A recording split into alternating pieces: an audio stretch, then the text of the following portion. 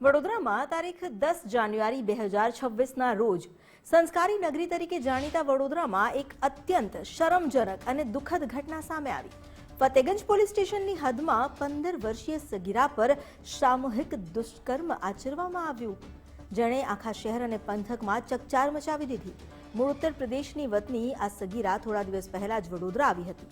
તપાસમાં બહાર આવ્યું કે તે આરોપીમાંથી એક હર્ષિલ અનુપ મેકવાન સાથે અગાઉથી પરિચિત હતી। હર્ષિલે તેને તેના સગા સંબંધીઓ બોલાવે છે તેમ કહી પોતાના ઘરે લલચાવી અને ત્યાં પહોંચતા હર્ષિલે દરવાજો બંધ કરી સગીરા પર અત્યાચાર ગુજાર્યો। થોડીવાર બાદ તેના સાથીદાર જોન્ટી પરમાર પહોંચ્યો અને બંનેએ મળી સગીરા પર સામૂહિક દુષ્કર્મ આચર્યું। આ ઘટના દરમિયાન સગીરાને 3 કલાક સુધી કેદમાં રાખવામાં આવી હતી। હિંમત દાખવી પીડિતા સગીરાએ ફતેગંજ પોલીસ સ્ટેશનમાં ફરિયાદ નોંધાવી। પોલીસે ત્વરિત કાર્યવાહી કરી પોક્સો સહિતની કલમ હેઠળ ગુનો નોંધ્યો।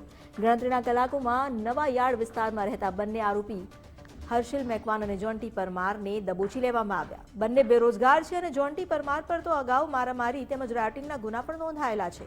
પોલીસે ઘટના સ્થળને સીલ કરી એફએસએલની મદદથી પુરાવા એકત્ર કર્યા। કોર્ટે બંનેને 3 દિવસના રિમાન્ડ પર મોકલ્યા છે।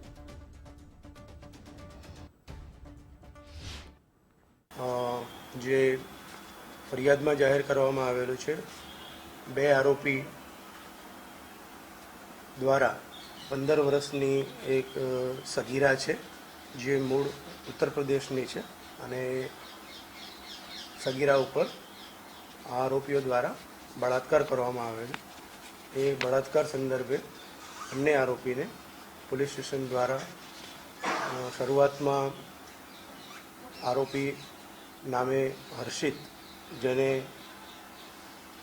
રાઉન્ડ અપ કરીને બાદમાં એરેસ્ટ કરવામાં આવ્યો અને પોલીસની વિવિધ જુદી જુદી ટીમો બનાવી અને અન્ય આરોપીને પણ ગણતરીના કલાકમાં ઝડપી પાડી એને પણ મોડેથી એરેસ્ટ કરવામાં આવ્યો છે। બંને આરોપી જે છે એમને